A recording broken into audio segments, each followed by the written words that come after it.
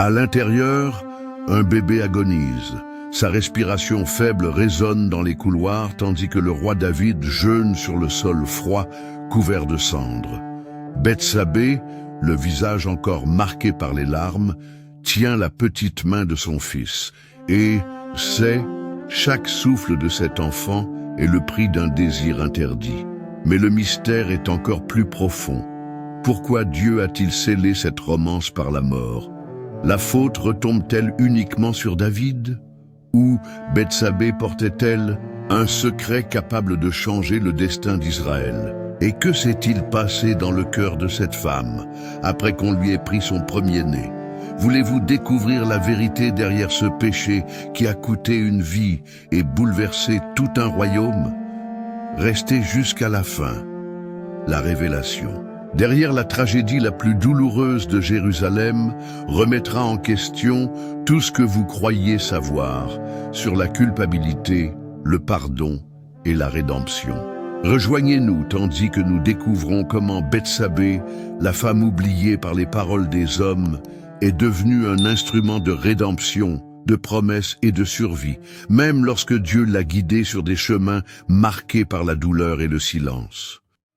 Bethsabée était la fille d'Éliam, l'un des guerriers les plus fidèles du roi David, et petite-fille d'Achitophel, le conseiller le plus respecté de tout le royaume d'Israël. Issue d'une noble lignée, elle grandit parmi les colonnes de pierre et des traditions rigides, où les femmes apprenaient dès leur plus jeune âge que leur valeur résidait dans le silence, la beauté discrète et l'honneur familial qu'elles devaient représenter. Depuis son enfance, elle savait qu'elle ne serait jamais écoutée avec la même liberté que les hommes. Son rôle était d'exister avec grâce, marcher discrètement et préserver la paix à l'intérieur des murs de la maison. La demeure d'Éliam était aussi solide que sa réputation. Située sur une colline élevée de Jérusalem, elle était proche des couloirs du pouvoir, mais préservée du tumulte du marché et de l'agitation du palais. C'était un foyer où les voix masculines parlaient de guerre, de conseils et de stratégie, tandis que les femmes priaient, cousaient et attendaient. Bethsabée avait appris de sa mère à marcher en silence, à éviter les regards directs, à garder ses larmes pour l'oreiller. Son grand-père lui avait enseigné à écouter davantage qu'à parler, et son père à se comporter avec la dignité propre à ceux qui portent un nom respecté.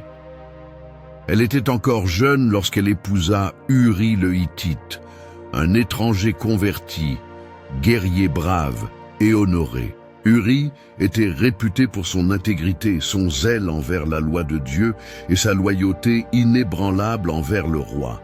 C'était un homme de peu de mots, mais aux gestes fermes.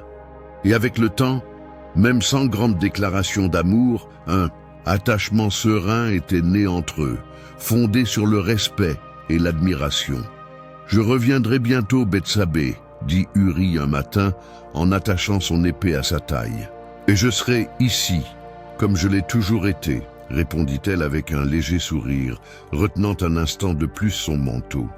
Il partit pour une nouvelle campagne militaire sous le commandement de Joab, général de David, et elle resta, comme tant d'autres fois, s'occupant de la maison, écrivant des lettres qui ne seraient peut-être jamais lues, et priant avec ferveur pour que son mari revienne vivant.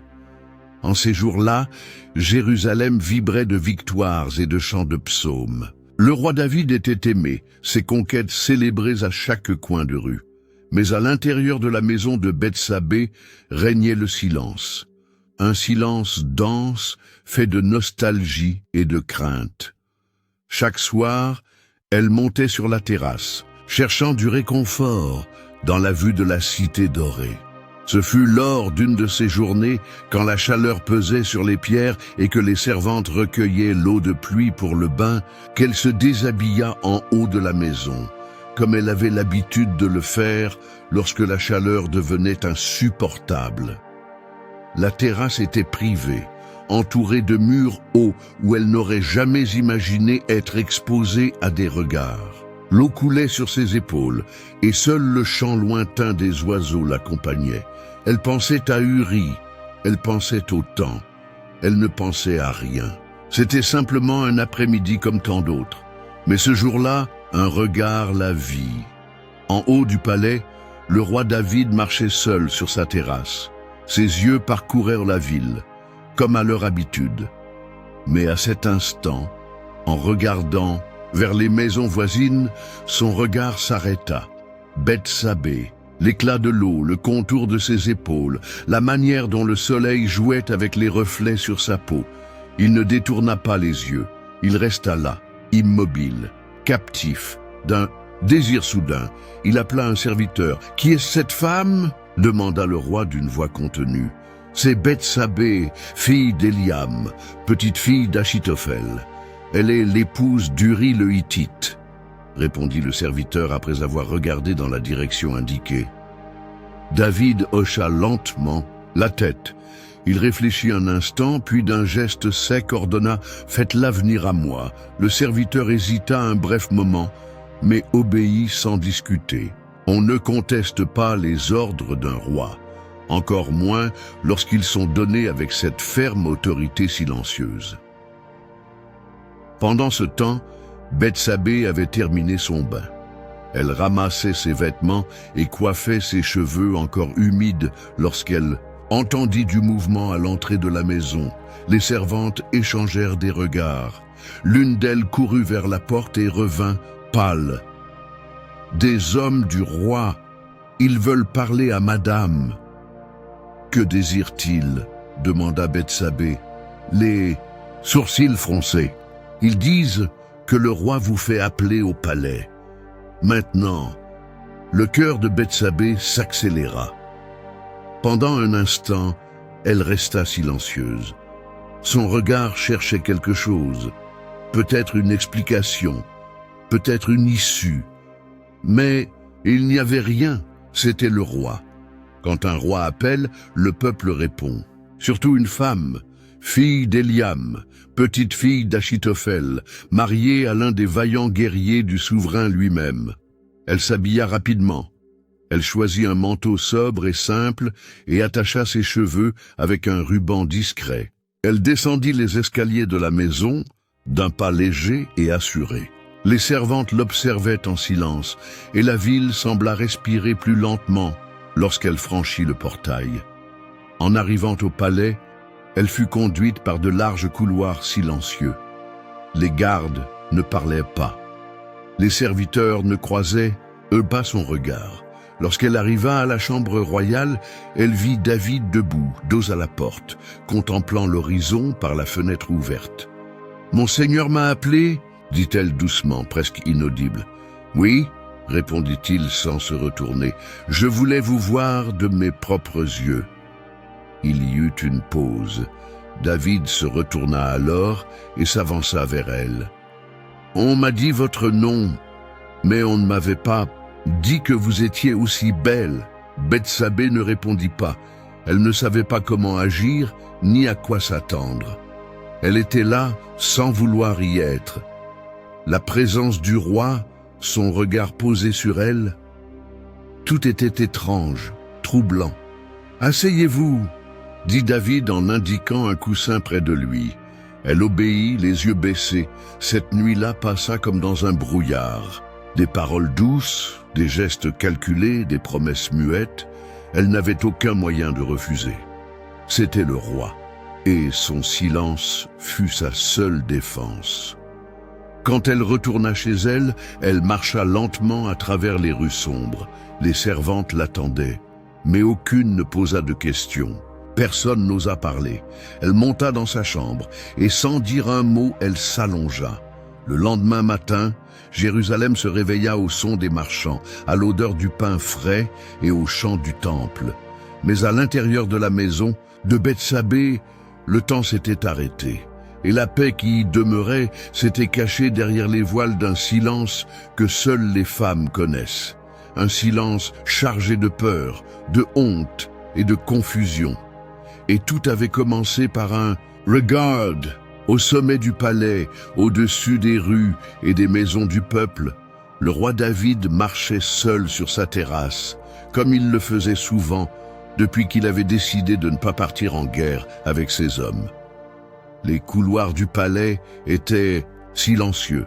Les mains du roi reposaient sur le muret de pierre sculpté, ses yeux erraient sans but à la recherche de paix ou de sens. Le poids du commandement, les victoires, les psaumes, tout semblait lointain à cet instant. Quelque chose d'inquiet bouillonnait en lui, quelque chose que les conquêtes militaires ne pouvaient plus apaiser. Puis son regard s'arrêta. En dessous, sur la terrasse d'une maison voisine, se tenait une femme. Elle était de dos, penchée sur une vasque de pierre, où l'eau reflétait encore les derniers rayons du jour. Au début, il ne reconnut pas qui c'était, mais il ne pouvait détacher ses yeux. Il observait ses mouvements délicats, la manière dont ses cheveux coulaient sur son dos, comment sa peau brillait sous la lumière dorée. David resta là, immobile, comme si le temps s'était figé. « Qui est-elle » murmura-t-il pour lui-même. Il appela un serviteur du palais qui attendait au fond. « La femme en bas » dit-il en désignant discrètement. « Découvre qui c'est. » Le serviteur s'inclina avec un signe de tête et partit précipitamment. Le roi garda les yeux fixés sur l'image qui se dessinait devant lui. Chaque geste de la femme semblait lui raconter une histoire qu'il voulait entendre, sans y être invité. Pendant ce temps, Bethsabée terminait son bain. Elle ignorait qu'elle était observée.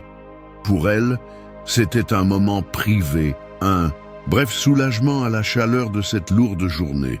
Elle était seule. Le vent soufflait doucement, le silence semblait bienveillant. Elle descendit lentement les escaliers intérieurs, séchant encore ses cheveux avec un linge de lin. Une de ses servantes l'attendait au bas de l'escalier. « Madame, un messager du roi est à la porte, » dit-elle, les yeux inquiets. Bethsabée fronça les sourcils. « Le roi? Pourquoi ?» Il n'a pas dit pourquoi, il a juste informé qu'il désirait vous voir au palais. Le cœur de Bethsabée s'accéléra. Il n'était pas habituel d'être appelé ainsi, sans avertissement, sans contexte, même étant petite fille d'Achitophel, fille d'Éliam, épouse d'Uri. Un appel direct du roi faisait trembler le sol sous les pieds de n'importe quelle femme. « Dites que je vais me préparer, dit-elle, tentant de garder une voix ferme. Pendant que les servantes l'aidaient à s'habiller, un silence dense s'étendit dans la maison. Les regards des servantes échangèrent des questions non formulées. Les mains de Bethsabée tremblaient légèrement, malgré son apparence calme. Aucune explication n'avait été donnée, mais toutes savaient qu'à cette époque, aucune femme n'était appelée au palais pour une simple formalité. « Prenez ce manteau plus épais, » dit une servante. « La nuit pourrait être fraîche. »« Merci, » répondit Bethsabée en acceptant sans regarder. Elle marcha jusqu'à la porte, où deux hommes l'attendaient. Le chemin jusqu'au palais sembla plus long que d'habitude. Les pierres de la rue résonnaient fort sous ses pas. Le ciel commençait déjà à s'assombrir et les ombres semblaient la suivre en silence. Au palais, elle fut accueillie par un autre serviteur qui, d'un geste poli, la conduisit à l'intérieur. « Le roi vous attend, dit-il. » Les portes de la chambre s'ouvrirent lentement. David était là, debout, tourné de nouveau vers la fenêtre. « Monseigneur m'a appelé » dit Bethsabée, gardant les yeux baissés. Le roi se retourna lentement. Il y avait quelque chose sur son visage qui n'était ni empressement ni urgence.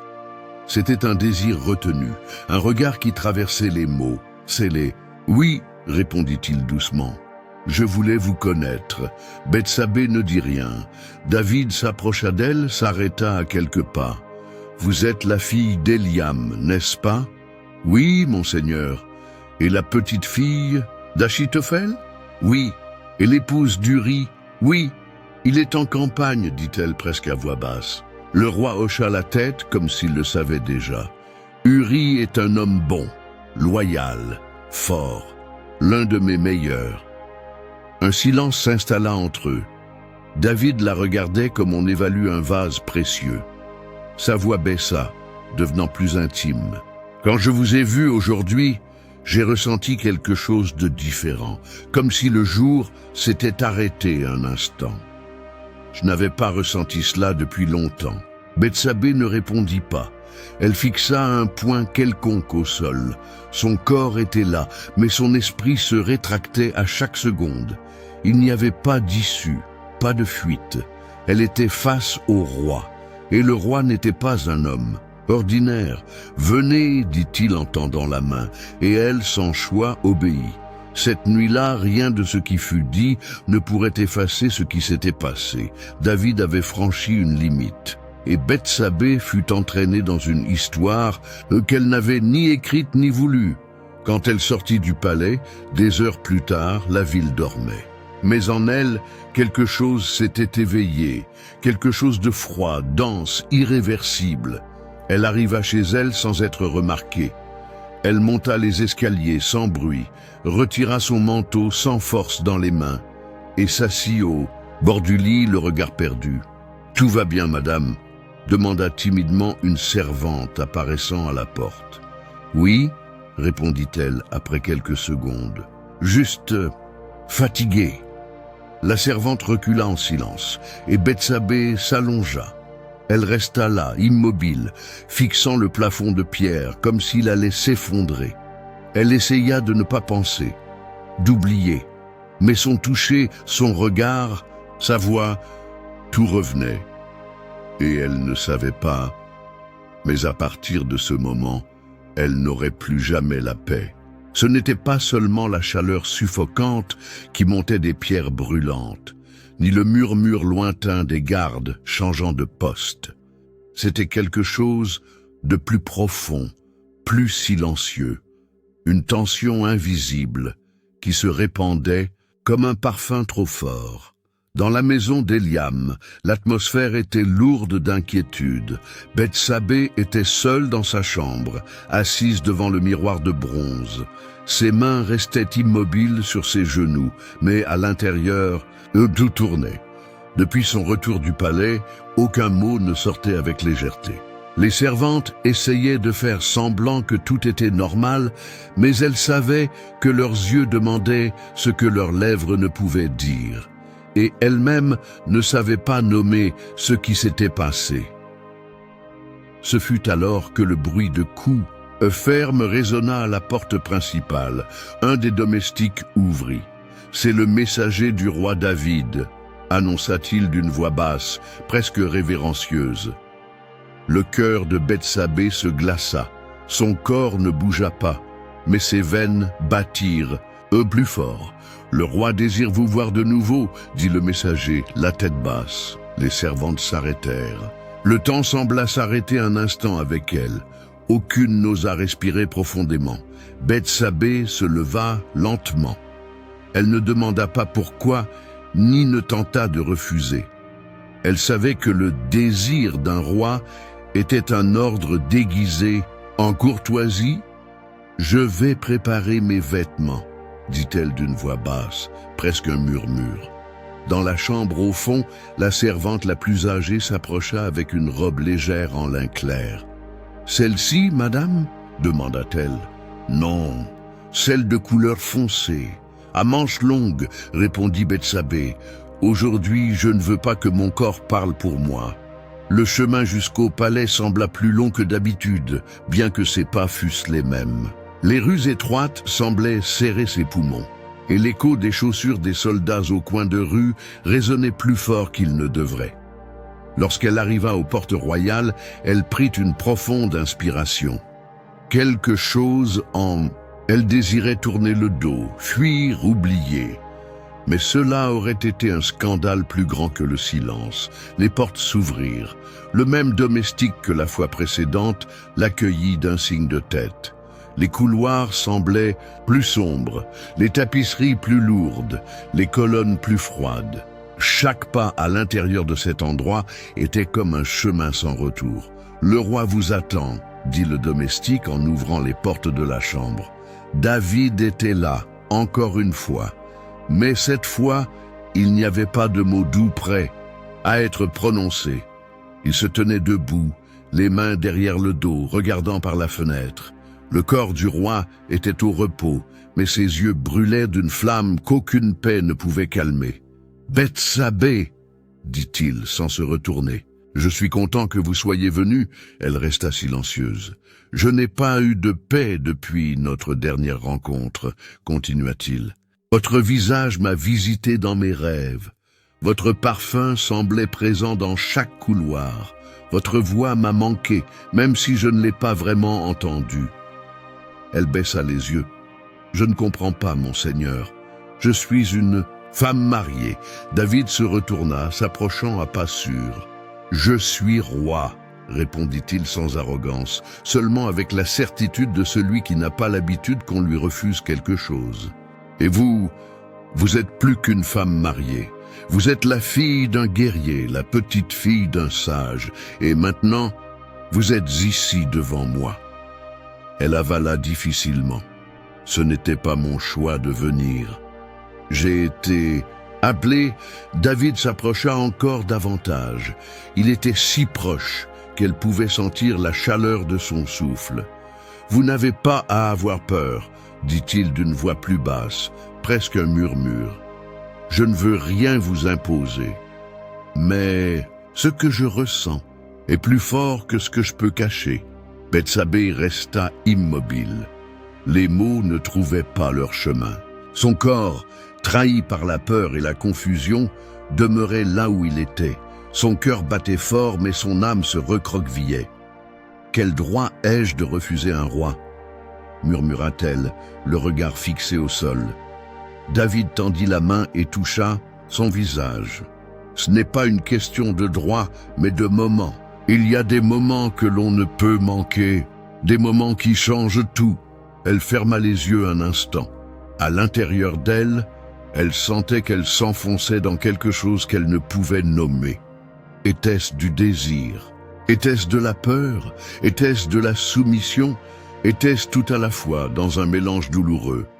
Cette nuit-là, il l'a pris pour lui, avec douceur, avec des mots. Mais ce geste, même enveloppé de séduction, était un geste de pouvoir. Et Bethsabée, sans force pour lutter contre le destin qui l'attirait, se laissa aller. Plus tard, lorsque les couloirs étaient silencieux, elle fut ramenée. Elle sortit du palais comme elle y était entrée, la tête basse, les pas retenus. Mais en elle, quelque chose était mort. La femme qui s'était baignée sur la terrasse cet après-midi-là n'existait plus. Les rues étaient vides. La ville dormait. Mais elle marchait comme quelqu'un qui porte un poids qui n'appartient pas au corps. Lorsqu'elle franchit la porte de sa maison, les servantes s'approchèrent en silence. Aucun mot ne fut prononcé. Dans la chambre, elle s'assit au bord du lit, défaisant les liens de sa robe avec des mains froides. « Madame, voulez-vous du thé ?» demanda une servante. « Non, je désire ce que je ne peux pas avoir, » répondit-elle, sans regarder. La servante recula et éteignit la lampe. L'obscurité envahit la chambre. Et Bethsabée s'allongea, les yeux ouverts, fixant le plafond de pierre. À l'intérieur d'elle, les questions résonnaient. Qu'ai-je fait? Qu'a-t-il fait de moi? Que ferai-je maintenant? Et quand les portes du palais se refermèrent, derrière elle, cette nuit-là, quelque chose en Bethsabée resta là-bas. Quelque chose qui ne reviendrait jamais. Avant de poursuivre, nous sollicitons votre aide. Abonnez-vous à la chaîne et laissez votre like afin de nous bénir et de nous permettre de continuer à porter ces histoires profondes de la Bible à encore plus de cœurs. Maintenant, reprenons le chemin de foi, de larmes et de résurrection de Bethsabée. Les hautes colonnes de la chambre n'ont pas été témoins de paroles d'amour, seulement de gestes silencieux et d'un poids qui s'accumulait, couche après couche, sur l'âme d'une femme. Bethsabée ne dormit pas cette nuit-là. Bien que son corps fût allongé, ses yeux restaient ouverts, fixant le plafond doré de la pièce. Les draps portaient le parfum du roi, et avec lui une odeur douce, amère de confusion, de pouvoir et de culpabilité. Sa respiration était lente, comme celle de quelqu'un qui lutte pour ne pas se briser en morceaux. Dans la pénombre, les pensées arrivaient comme des flèches. J'aurais dû parler davantage, dire non, fuir. Mais comment fuir un roi? Comment élever la voix devant celui qui décide qui vit et qui meurt? Comment expliquer au monde que ce n'était pas un consentement, mais une obéissance imposée par la position et la peur? Dans la pièce voisine, le roi David dormait paisiblement. Bethsabée se leva lentement, s'enveloppa dans son manteau et marcha jusqu'à la véranda en pierre. La lune brillait encore sur les toits, et la ville dormait, indifférente à eux qui venaient de se passer en silence. Elle agrippa fermement le parapet et laissa enfin couler quelques larmes. Mais même ses pleurs n'étaient pas libres. Elle sentait que même ses larmes devaient être contenues, domestiquées. Les paroles de David résonnaient encore dans son esprit. « Tu es spécial, il y a en toi quelque chose que le monde entier ne voit pas, mais que moi je vois. » Elle ferma les yeux, tentant d'effacer ce souvenir. Ces mots ne la consolaient pas, ils faisaient mal. Elle se souvint de la voix de son père, Eliam, qui lui avait dit un jour « L'honneur d'une femme ne réside pas dans le regard des autres, mais dans la vérité qu'elle porte en elle. » Mais que faire quand cette vérité est écrasée par le désir d'un roi? À l'aube, un des domestiques frappa doucement à la porte. « Madame, désirez-vous quelque chose pour le petit déjeuner ?»« Juste de l'eau, » répondit-elle d'une voix rauque. Elle s'habilla en silence, arrangea ses cheveux de ses propres mains et attendit que la calèche vienne la ramener chez elle. Les couloirs du palais semblaient plus froids à la lumière du matin. Le marbre sous ses pieds semblait l'accuser. Chaque pas résonnait comme si les murs écoutaient. En sortant par les portes du palais, Bethsabée n'était plus la même femme qu'à son arrivée quelques jours plus tôt. Dans la rue, les gens marchaient à leur rythme habituel. Les marchands ouvraient leurs étals, les enfants couraient sur les pierres, les femmes portaient des jarres d'eau. Et elle, vêtue de son manteau sombre, marchait parmi eux, les yeux fixés droit devant, essayant de ne pas être remarquée, bien consciente que le monde avait changé pour toujours. « Madame, le bain est prêt », dit une servante en la voyant entrer chez elle. « Plus tard », répondit-elle. « Aujourd'hui, je veux juste me reposer. » Elle s'enferma dans sa chambre. Elle s'assit devant le miroir et fixa son propre reflet. Le visage était le même, les yeux aussi. Mais il y avait quelque chose dans ses traits, une fatigue qui n'existait pas auparavant. Elle toucha ses lèvres et ressentit de la honte de quelque chose qu'elle n'avait pas choisi, mais qui était désormais son fardeau. L'après-midi, sa mère lui rendit visite. « Tu es pâle, ma fille, » dit la femme, l'observant avec des yeux attentifs. « Il s'est passé quelque chose ?»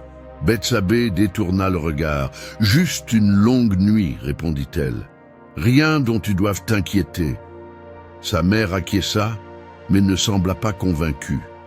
Pourtant, elle n'insista pas. Car dans le monde des femmes de Jérusalem, trop de questions pouvaient signifier le danger. Cette nuit-là, Bethsabée écrivit une lettre à Uri, un simple parchemin avec peu de mots.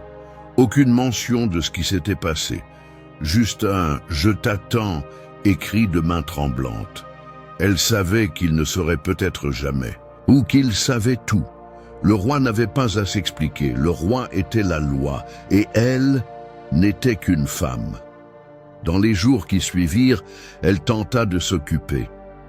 Elle ramassait des tissus, soignait les herbes du jardin, instruisait les servantes. Mais quelque chose en elle s'était tu plus profondément. Elle ne souriait plus comme avant, elle ne chantait plus les fins d'après-midi. Et la nuit, elle se couchait tôt, mais le sommeil la fuyait. Les servantes chuchotaient entre elles. Certaines se demandaient pourquoi la maîtresse de maison était si silencieuse. D'autres, plus expérimentés, se contentaient de soupirer. Il y avait un certain silence que toutes les femmes reconnaissaient. Et celui-ci, elle savait, c'était le silence de celle qui porte plus qu'elle ne peut dire. « Veux-tu que je te lise les psaumes ?» demanda une servante. « Non, répondit Bethsabée, aujourd'hui les mots me font mal. » Un jour, alors qu'elle arrosait les plantes de la cour, elle entendit son nom chuchoté par deux femmes qui passaient dans la rue. « On dit qu'elle a été appelée au palais, dit l'une, et qu'elle est revenue changer, ajouta l'autre. Bethsabée ne se retourna pas. Elle continua d'arroser les plantes, comme si elle n'avait rien entendu. Mais au fond d'elle, la douleur grandissait. Le monde commençait à voir en elle une marque qui n'était pas la sienne, un jugement qu'elle ne méritait pas, une culpabilité qui ne lui appartenait pas. Cette même nuit, elle s'agenouilla devant Dieu. Pour la première fois depuis des jours, elle ouvrit les lèvres pour prier. « Seigneur, tu vois ce que les yeux ne peuvent pas voir. Tu connais les recoins où la bouche n'atteint pas. Tu sais que ce n'est pas moi qui ai choisi. Mais pourquoi le poids retombe-t-il sur moi ?» Le ciel ne répondit pas. Et elle comprit avec un frisson dans l'âme que la vie de la femme en Israël n'était pas faite que d'honneur ou de honte. Elle était faite de silence imposé et de culpabilités héritées. Et dans le cœur de Bethsabée grandissait une amère certitude. Le monde ne voulait pas connaître la vérité. Il ne verrait que ce qui était sous ses yeux. Mais les yeux du monde ne comprendraient jamais la différence. Bethsabée vivait comme si elle marchait sur des éclats invisibles. Chaque respiration était mesurée, chaque pas lourd, chaque regard détourné. Elle mangeait à peine, parlait peu. Les servantes commencèrent à le remarquer. Ses yeux étaient plus enfoncés, ses mains tremblaient en cousant, et la fatigue semblait croître sur ses épaules comme un voile de fer. Au début, elle pensa que ce n'était que le traumatisme, le corps qui essayait d'oublier, l'âme encore sous le choc. Mais alors vinrent les premiers signes, le retard, les nausées au réveil, le goût amer dans la bouche, et enfin, la certitude qu'elle ne pouvait plus ignorer. Ce matin-là, quand elle tomba à genoux près du bassin, Bethsabée sut. Son cœur battit à toute allure, ses mains allèrent instinctivement à son ventre.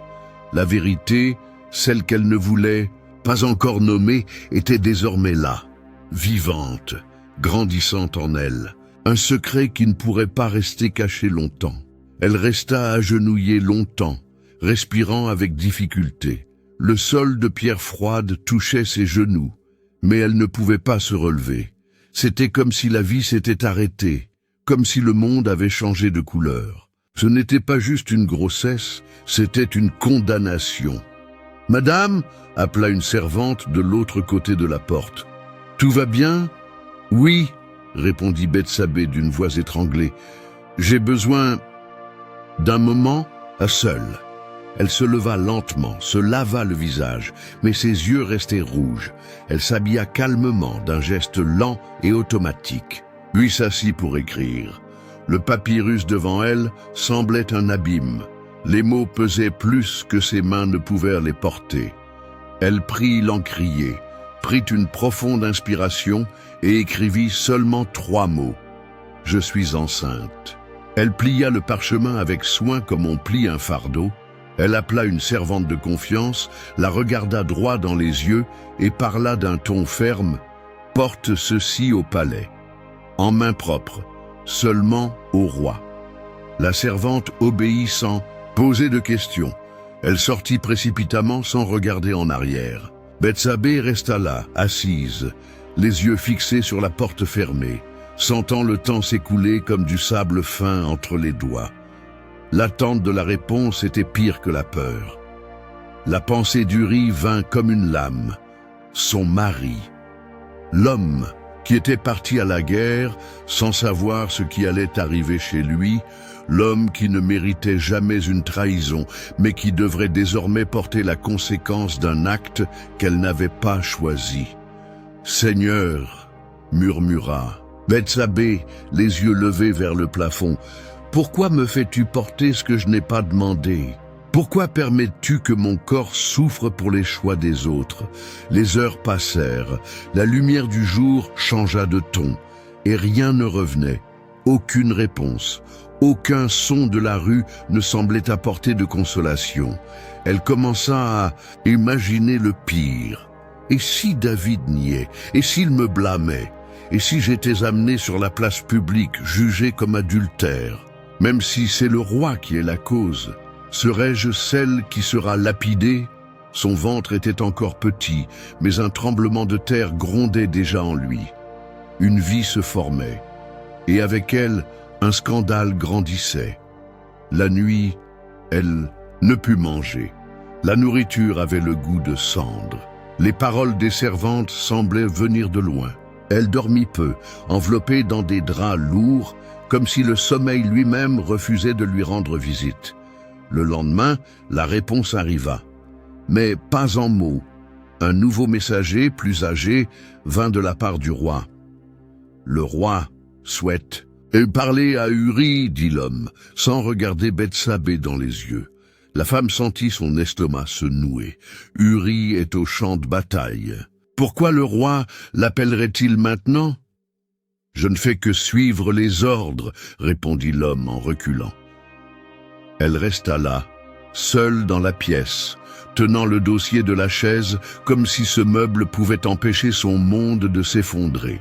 David conspirait. Il ne pouvait pas laisser la grossesse être révélée. Il appellerait Uri.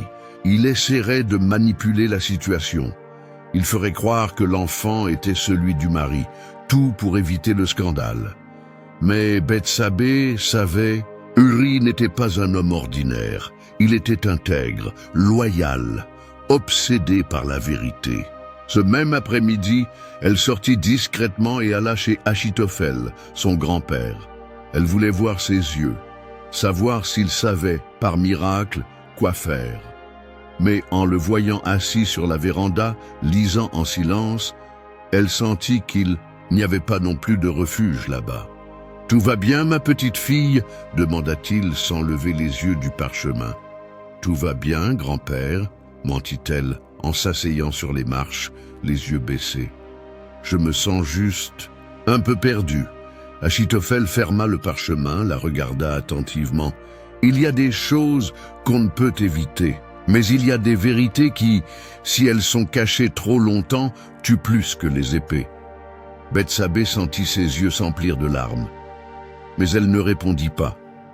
Elle ne pouvait pas. De retour chez elle, elle s'enferma dans sa chambre, s'allongea sur le côté et serra son ventre des deux mains. Il était encore petit, aucune marque visible, mais il y avait déjà là une âme, une vie que personne ne pourrait savoir qu'elle existait. « Tu n'as pas demandé à venir petit, » murmura-t-elle. « Et moi non plus, je n'ai pas demandé à te porter, mais tu es là, et je te protégerai comme je pourrai. » Au fond d'elle, elle savait que la protection ne viendrait pas facilement. Le secret qui grandissait en elle était aussi une menace. Le péché n'était pas le sien, mais le jugement du peuple ne s'embarrasserait pas des détails. Aux yeux de la foule, un ventre rond et un mari absent suffisaient pour pointer du doigt. Et Bethsabée, seule dans l'obscurité de sa chambre, sentait qu'elle portait plus qu'un enfant. Elle portait un secret qui pouvait la détruire. Le bruit des sabots sur les pierres de Jérusalem annonça l'arrivée d'Uri bien avant que son nom ne soit mentionné. Bethsabée l'entendit depuis la véranda, le cœur battant. Le roi avait fait l'impensable. Il avait rappelé Uri de la guerre, abruptement, sous le prétexte de vouloir des nouvelles du front. Mais Bethsabée savait. Ce n'était pas de l'inquiétude, c'était du désespoir. Elle ne savait pas quoi faire, ni quoi dire. Comment expliquer à son mari, homme juste et fidèle, ce qu'elle ne comprenait même pas? Comment avouer un péché qu'elle n'avait pas commis? Comment révéler qu'elle portait en son ventre un enfant qui n'était pas de lui? La peur lui serrait la gorge, et malgré tous ses efforts pour imaginer une issue digne, tous les chemins menaient à la douleur. Quand Uri franchit la porte, Bethsabée sentit le sol trembler sous ses pieds.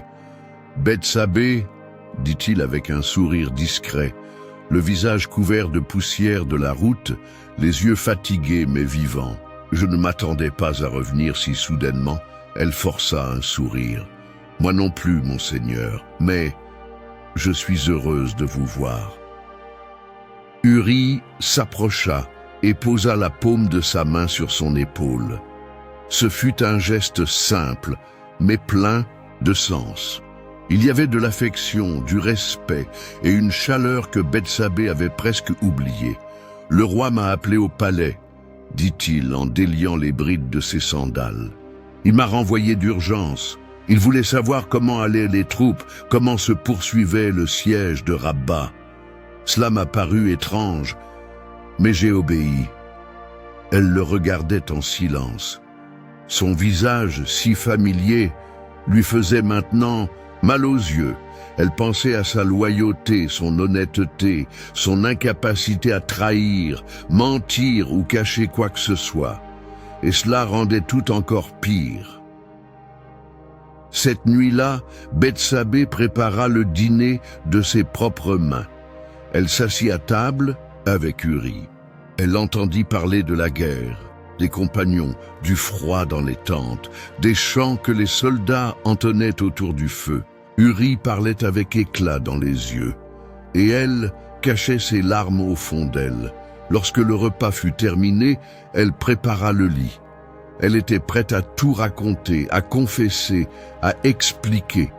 Mais avant qu'elle ne puisse ouvrir la bouche, il se leva. « Je ne dormirai pas ce soir à la maison, » dit-il d'une voix ferme. Bethsabée se leva, surprise. « Mais pourquoi ?» demanda-t-elle, tentant de garder son calme. « Tant que mes frères d'armes dorment à la belle étoile, au risque des flèches et du froid, je ne peux pas me coucher dans mon lit, bien manger et profiter du confort de ma maison. Ce serait injuste, ce serait indigne. » Elle sentit son corps se refroidir. « Mais le roi t'a permis de venir te reposer. »« Je respecte le roi, » répondit Uri. « Mais ma conscience est au-dessus de mon confort. Je dormirai parmi les gardes dans la cour du palais. » Bethsabée n'insista pas. Elle le regarda simplement sortir d'un pas décidé. Sa droiture était une bénédiction, et cette nuit-là, une malédiction. David comptait sur le fait qu'Uri reviendrait, coucherait avec elle, et ainsi personne ne douterait de la paternité de l'enfant. Mais Uri ne jouait pas le jeu du roi, il jouait le jeu de la vérité, et pour cela, il devenait un problème. Le lendemain, Uri retourna au palais. David l'accueillit avec sourires et paroles douces. « As-tu bien reposé, Uri ? J'ai dormi parmi les serviteurs de la maison royale, » répondit-il. « J'ai trouvé ça mieux. » David serra les lèvres, feignant la surprise. « Mais pourquoi ? Tu étais chez toi, avec ta femme. » Uri haussa les épaules. « Tant que l'arche et l'armée d'Israël campent à la belle étoile, comment pourrais-je profiter de la chaleur de ma femme ? Ce serait trahir la mémoire de ceux qui sont tombés hier et l'espoir de ceux qui tomberont demain. » Le roi se tut, et pour la première fois depuis longtemps, il se sentit sans réponse. Cette même nuit, David fit venir Uri à dîner. Il lui servit du vin, beaucoup de vin. Il remplit sa coupe encore et encore, essayant de l'enivrer. Il riait fort, racontait des histoires, louait son courage, mais même étourdi, Uri resta ferme. « Va chez toi, homme, » dit le roi d'un faux air joyeux. « Prends ta femme dans tes bras, dors dans ton lit. » Mais Uri sortit, et une fois de plus, se coucha parmi les serviteurs, sous les étoiles.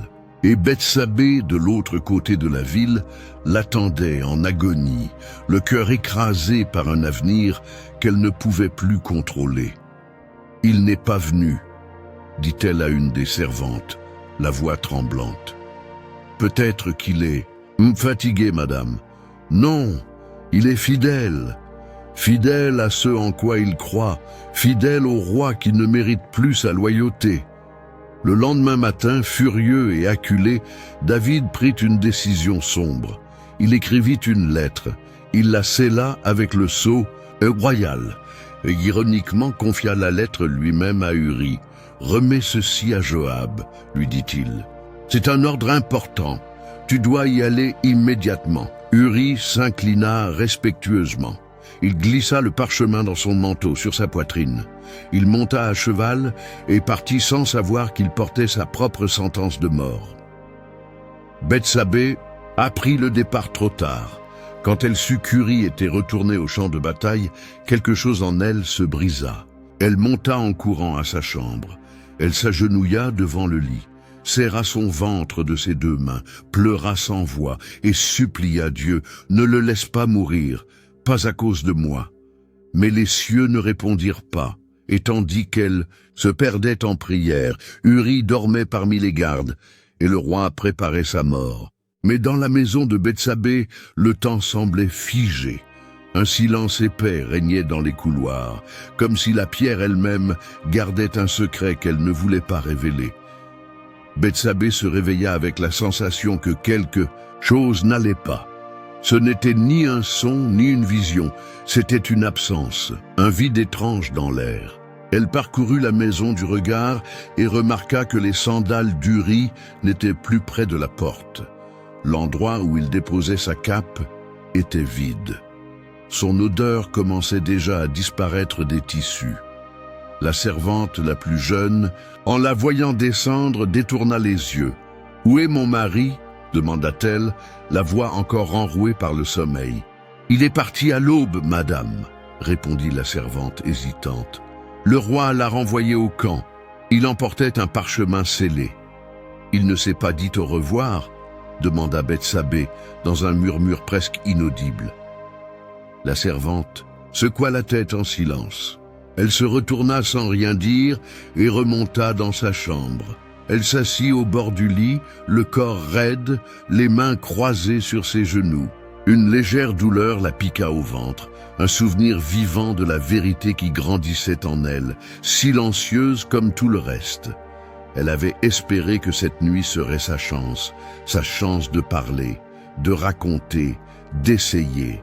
Mais il avait dormi parmi les serviteurs, comme toujours, fidèle jusqu'au bout, et maintenant, il était parti sans se retourner. Quelle lettre portait-il ?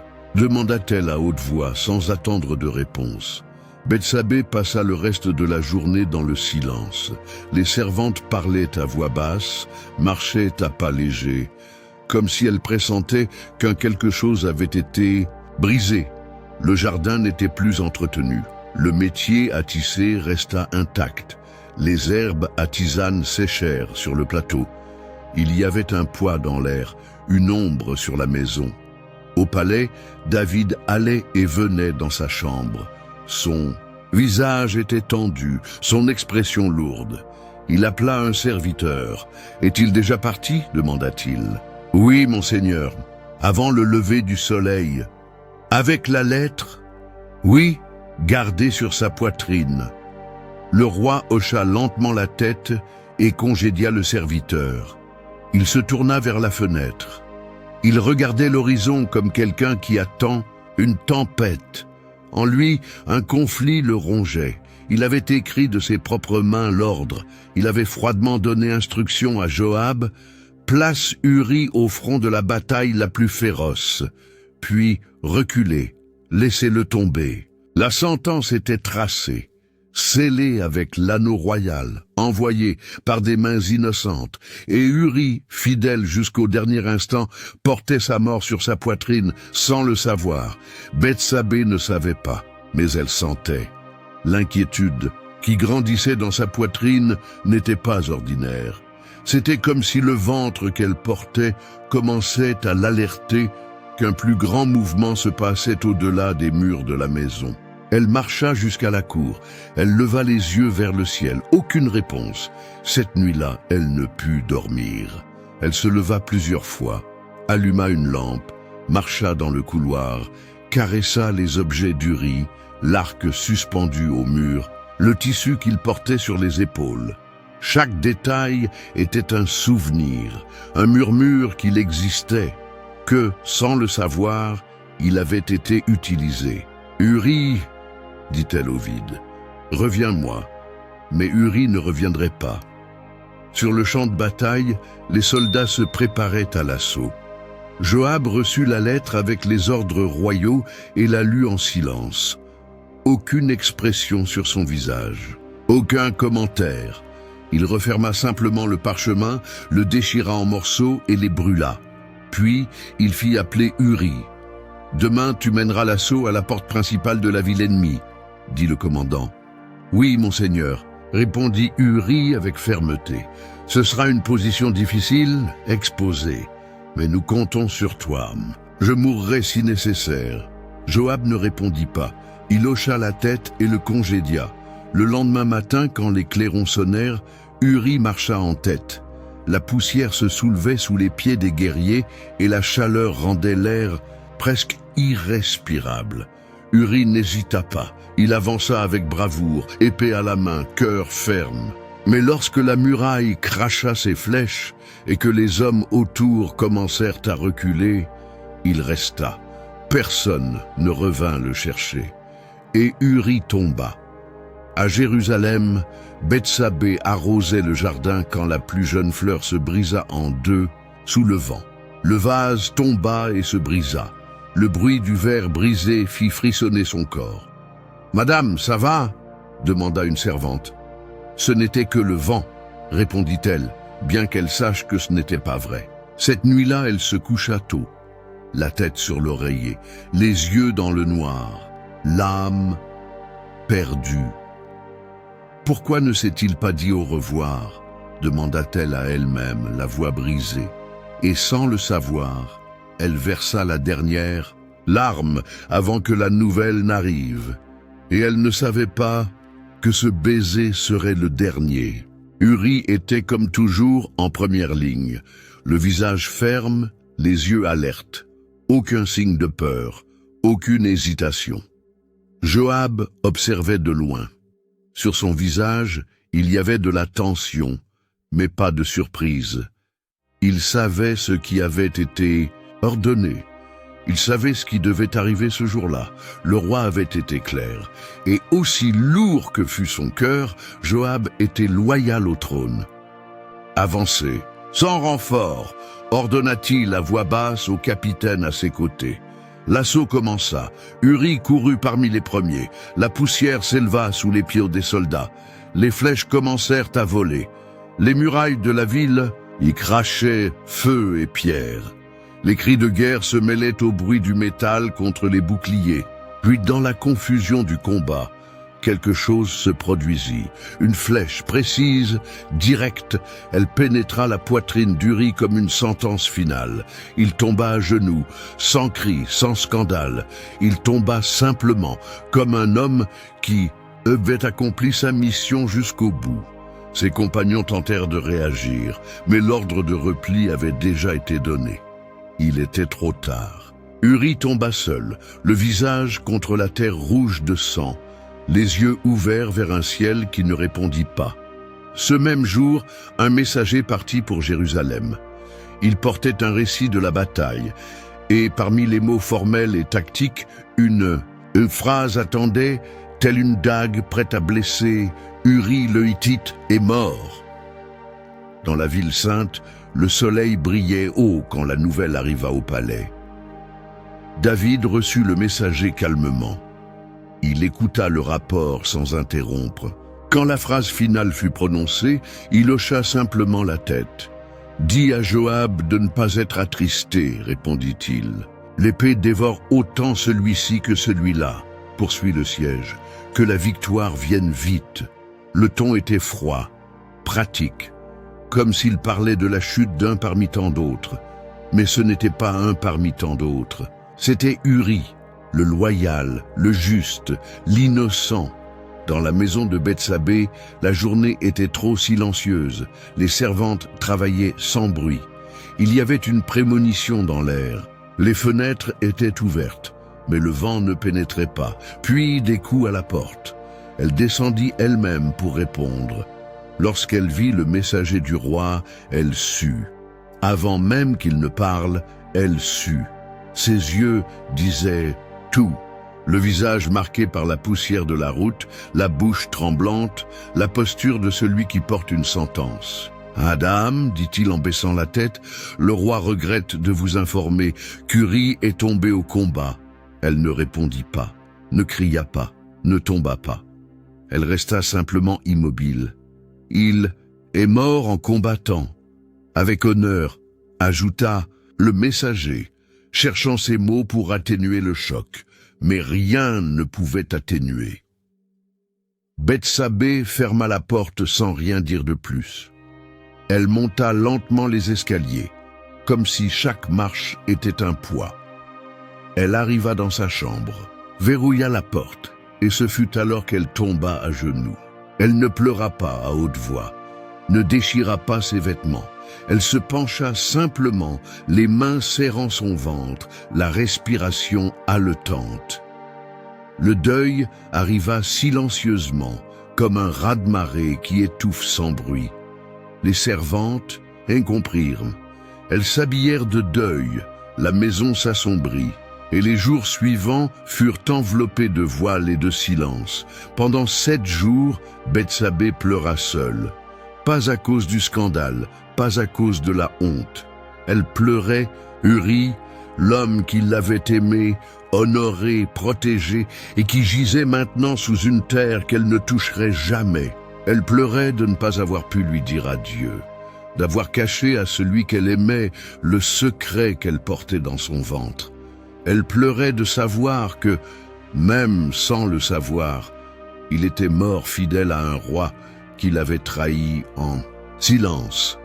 Il a fait confiance, dit-elle à une servante, les yeux gonflés. Il a fait confiance, et il est mort pour cela. La servante ne répondit rien. Comment aurait-elle pu? Le 8e jour, de nouveaux messagers arrivèrent. Le roi David fit savoir qu'il souhaitait prendre Bethsabée pour épouse. C'était le dernier geste pour cacher l'affaire. Si elle devenait sa femme, l'enfant pourrait naître sans scandale. Il serait accepté, élevé comme légitime. Le péché serait dissimulé par la couronne. Bethsabée écouta la proposition en silence.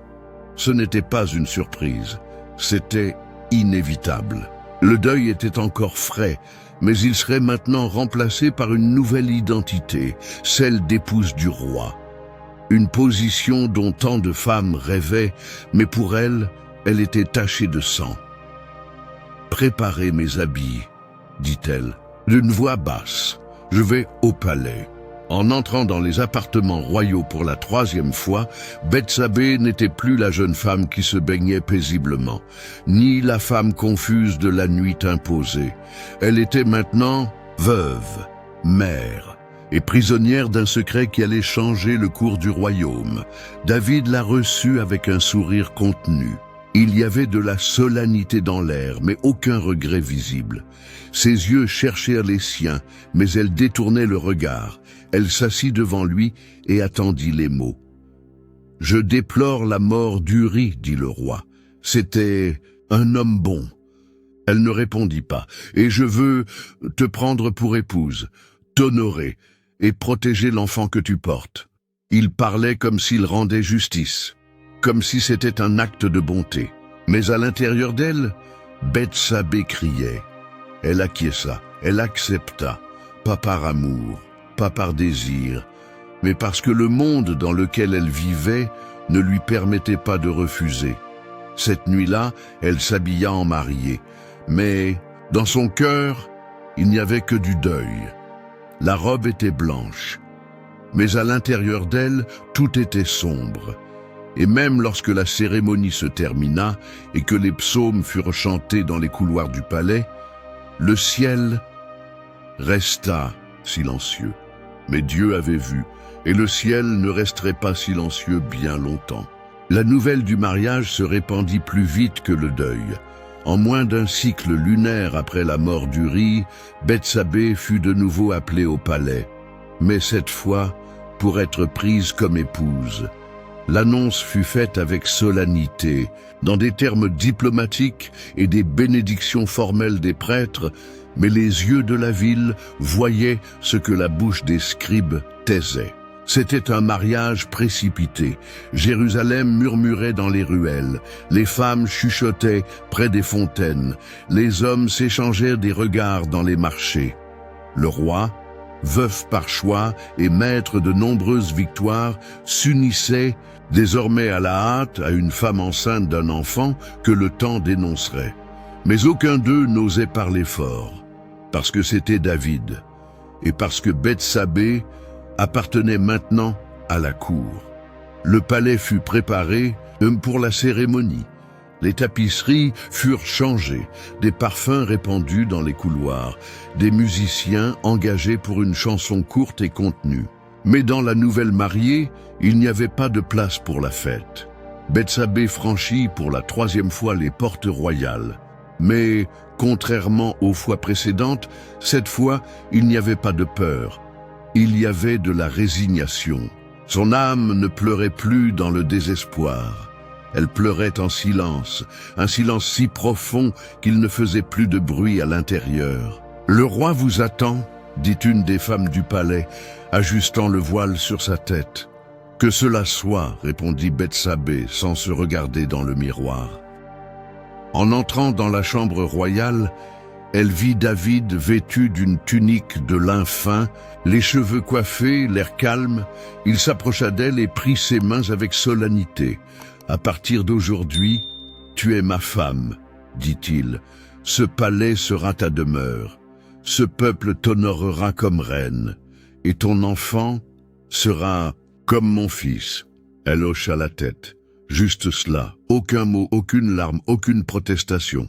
Son âme était enchaînée dans un protocole qui étouffait toute douleur. C'était le silence du pouvoir. La couronne la touchait désormais, mais pas comme un honneur, plutôt comme une sentence. Durant la brève cérémonie, les chants étaient doux, les regards des présents contenus. Tous savaient, personne ne disait rien, c'était la vérité étouffée par le poids de la royauté, un secret désormais drapé de pourpre. Plus tard, dans les appartements royaux, les servantes l'aidèrent à se déshabiller. Ses mains étaient froides, ses yeux vides. « Que Dieu te donne des enfants, » dit l'une d'elles, tentant timidement de la consoler. « Il m'en a déjà donné un, » répondit Bethsabée en touchant son ventre. « Mais je ne sais pas encore si le monde l'acceptera. » David lui rendit visite cette nuit-là. Il posa ses mains sur ses épaules. Il prononça des mots doux. Il tenta de remplacer le poids du scandale par l'espoir d'une nouvelle étape. Mais elle écoutait comme on écoute le vent dans les arbres, lointaine, sur une autre rive de l'âme. « Fais-moi confiance, » dit le roi en posant sa main sur la sienne. « Tout ira bien. » Mais ce qu'il ne savait pas, ou ne voulait pas, voir, c'est qu'elle n'avait pas seulement besoin de sécurité. Elle avait besoin de justice, et cela il ne pouvait lui donner. Les jours suivants furent encore plus silencieux. Le palais avait ses rituels, et Bethsabée les respectait avec précision. Elle s'asseyait à table avec d'autres femmes de la cour. Elle marchait discrètement dans les jardins. Elle apprit à sourire sans montrer les dents, à saluer sans s'approcher trop près. Elle était l'épouse du roi, mais à l'intérieur, elle était toujours la veuve d'un homme mort fidèle. Le soir, elle s'asseyait seule près de la fenêtre. Elle regardait les étoiles. Et dans ses pensées, elle dialoguait avec le mari qu'elle n'avait pas pu enterrer. « Uri, si tu me vois, pardonne-moi. Ce n'est pas moi qui t'ai tué. Mais j'ai été utilisé pour te détruire. » Personne n'entendait ses prières.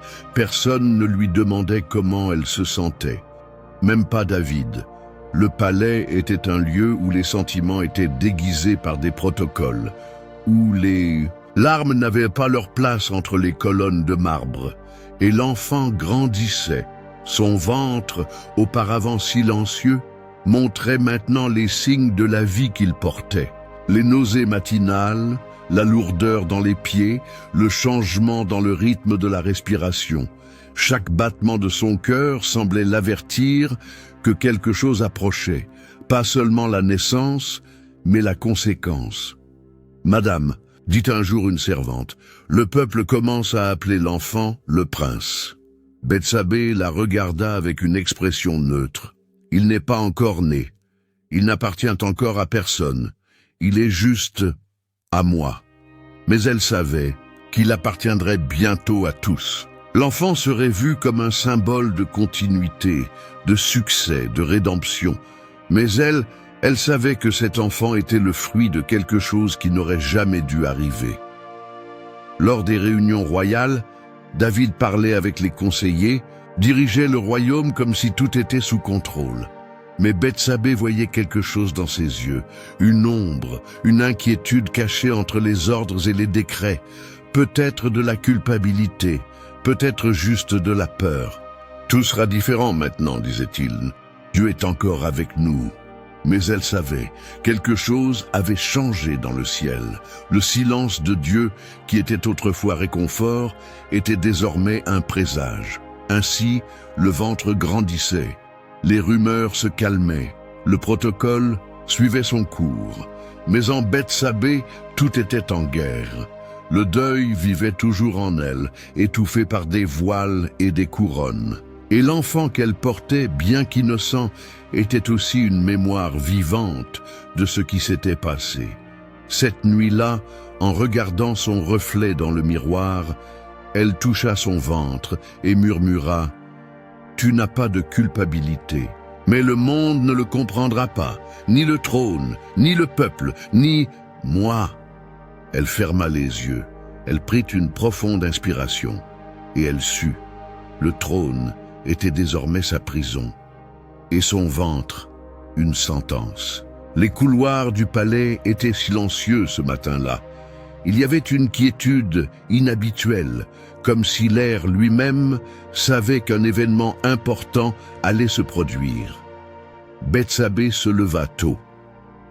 Les premiers rayons du soleil n'avaient à peine touché les rideaux de lin quand elle entendit les pas rapides des serviteurs, les murmures discrets des gardes et enfin le nom sacré murmuré à voix basse, Nathan.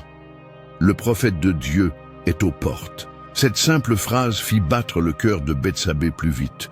Le nom de Nathan portait un poids. Il n'était pas seulement un conseiller, il était la voix de Dieu, celui qui avait oint des rois, défié des empires et proclamé des vérités qu'aucun homme n'osait dire. S'il venait sans invitation, c'était qu'il venait avec une mission divine.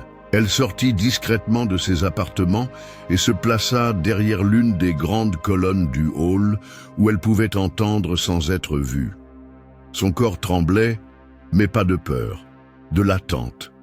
Elle savait. Le temps du silence de Dieu touchait à sa fin.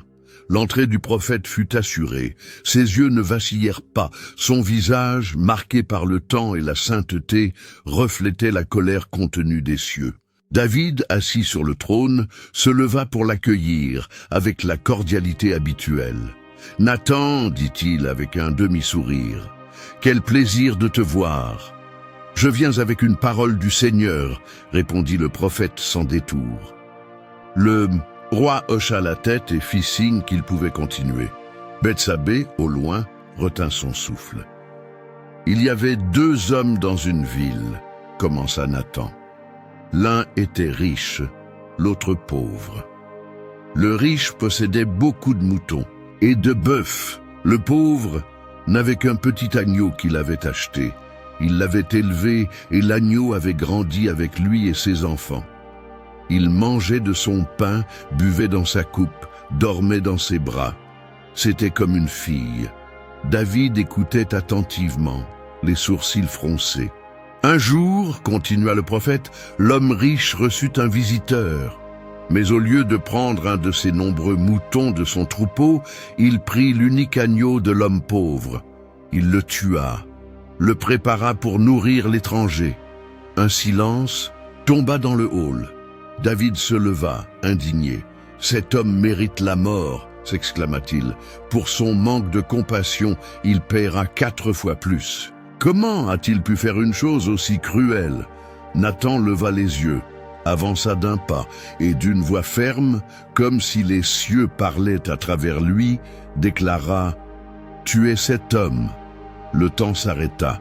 Bethsabée, cachée derrière la colonne, sentit un frisson parcourir son corps. David resta debout, mais le sang sembla quitter son visage. Les mots résonnèrent comme des tonnerres dans le silence de la salle. « Ainsi parle le Seigneur, Dieu d'Israël, continua Nathan. Je t'ai oint roi sur Israël, je t'ai délivré des mains de Saül. Je t'ai donné la maison de ton Seigneur, j'ai mis le royaume entre tes mains, et si cela ne suffisait pas, je t'en aurais donné encore plus. Mais tu as méprisé la parole du Seigneur, et tu as fait ce qui est mauvais à ses yeux. Tu as tué Uri, le Hittite, à l'épée, tu as pris sa femme pour épouse, et tu l'as tué par les mains des Ammonites. » Le sol sembla s'ouvrir sous les pieds de David. Aucun son, aucun mot. Le silence était total, même les serviteurs semblaient figés. Et Nathan poursuivit, « C'est pourquoi l'épée ne s'éloignera jamais de ta maison, parce que tu as méprisé le Seigneur et pris la femme d'Uri. Ainsi parle le Seigneur. Voici que je ferai venir le mal sur toi de ta propre maison.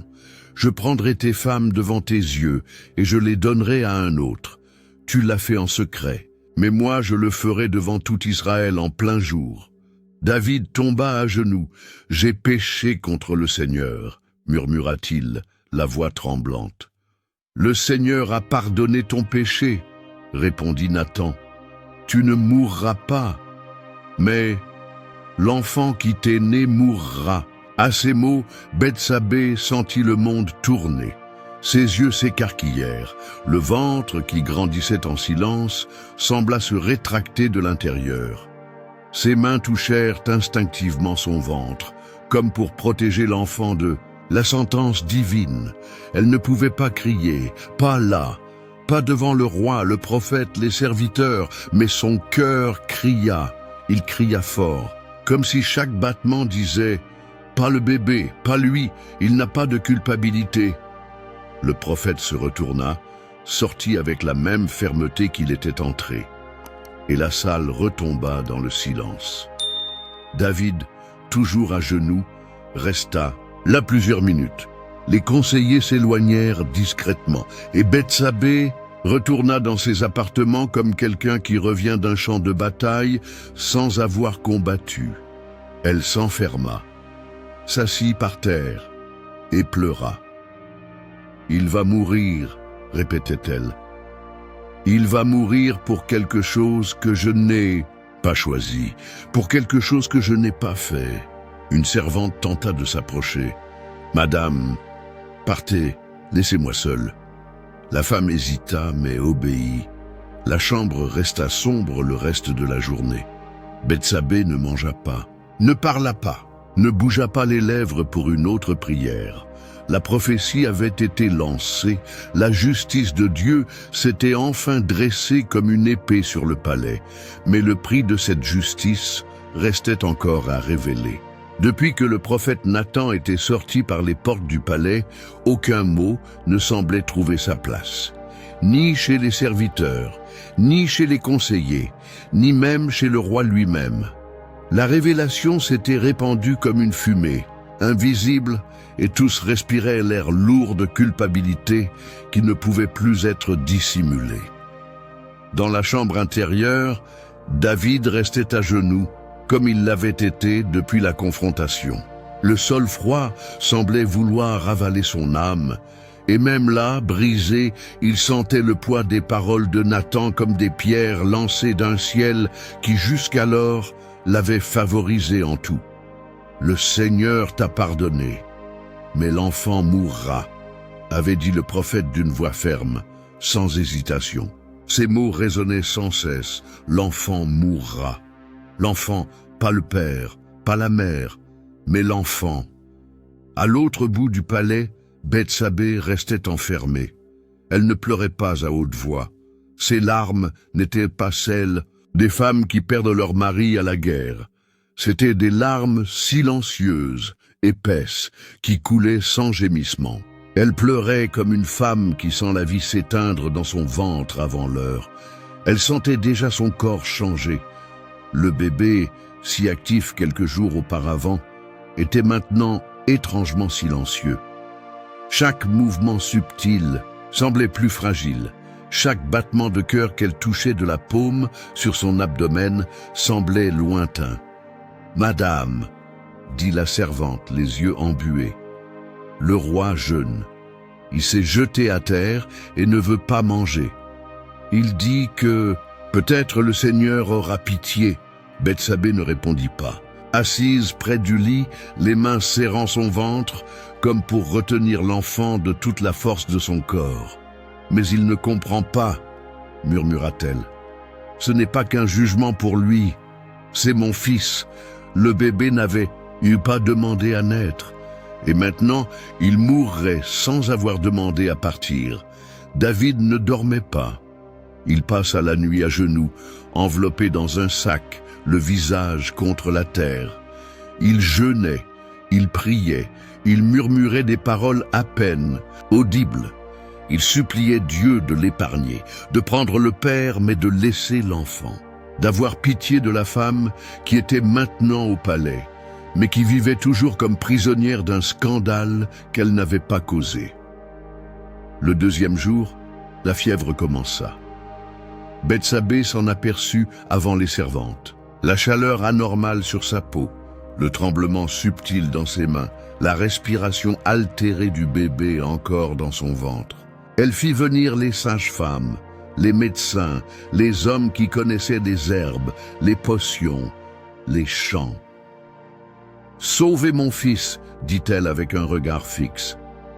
Faites tout ce qui est nécessaire. » Ils arrivèrent, mesurèrent le pouls, examinèrent les yeux, offrirent des infusions. Mais rien ne changeait. Le ventre qui portait une promesse semblait désormais porter un jugement. « L'enfant est faible, » dit une des sages-femmes à voix basse. « Mais il est encore temps, peut-être que le Très-Haut changera d'avis. » Mais Dieu avait déjà parlé. Le troisième jour, le roi continuait son jeûne. Il refusait pain, eau, repos. À genoux dans la cour de pierre, sous un soleil brûlant, il priait avec la force de celui qui ne sait plus quoi offrir. « Seigneur, épargne-le. Prends-moi, mais pas lui. J'ai péché. Lui non. J'ai été coupable. Il est innocent. Par tout ce qui est saint, écoute-moi. » Mais le ciel restait silencieux. Dans l'aile des femmes, Bethsabée ne quittait plus sa chambre. Ses mains tremblaient. Son visage était pâle. La chambre, autrefois éclairée, restait désormais dans l'ombre. Les servantes ne parlaient qu'à voix basse. Le roi jeûnait, et la reine saignait à l'intérieur. Le cinquième jour, le bébé naquit. Prématuré, petit, fragile. Les cris de la sage-femme furent étouffés par la tension dans la pièce. « C'est un garçon », annonça-t-elle. « Il est vivant, mais la fièvre est forte. » Bethsabée tendit les bras. Elle prit son fils avec précaution. Il était si petit, si léger, si chaud. Ses yeux ne s'ouvrirent pas, mais sa poitrine montait et descendait. Il était là, vivant, même si ce ne fut que pour peu de temps. Elle le tint des heures durant. Elle pleurait doucement, chantait des berceuses que sa mère lui avait apprises quand elle était enfant.